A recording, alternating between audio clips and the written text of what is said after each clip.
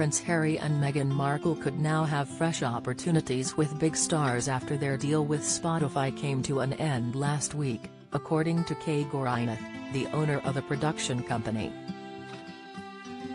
Now that they are no longer tied to Spotify, Mr. Gorinath explains how the Sussexes can now finally pursue other projects with other big names which they weren't allowed to do under the legal obligations of their £18 million contract with the streaming giant. The couple's deal with Spotify meant that the streaming giant could platform the Archetypes podcast, which was hosted by Meghan. The podcast featured celebrities and friends of the couple, including Mariah Carey and Serena Williams. Despite these huge household names, only 12 episodes of the podcast were made until the two parties made a statement that they had mutually agreed to part ways.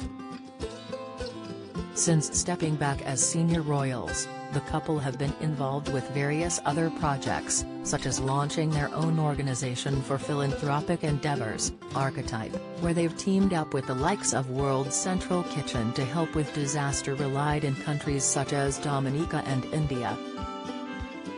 Prince Harry's questionable podcast pitch to interview Putin and Donald Trump asked on the possibilities of future ventures for the couple after their Spotify exit. The founder of Exquisite Productions said, "I think they should go down a far more wholesome route and think more about establishing a more friendly brand."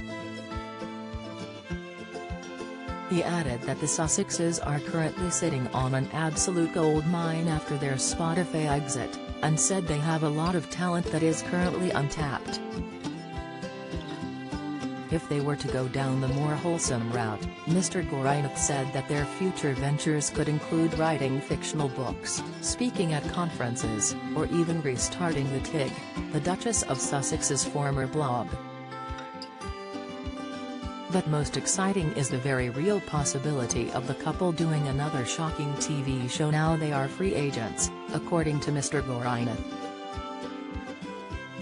We could potentially see a follow-up series of their Netflix original 6-part documentary series which explored the span of their relationship, ranging from the beginning of the couple's courtship, to the tension and controversies that caused them to feel forced to take a step back from the royal family. Don't miss: Harry suffering after leaving royal family behind, says Italian prince, latest. Despite the fact it caused a huge uproar the last time around, it would certainly be a lucrative way for the couple to augment their ever-growing presence amongst the big stars in public life, the expert said. With that being said, there are question marks over whether or not a major television streaming company would want to give the couple a platform, given the couple's diminishing popularity.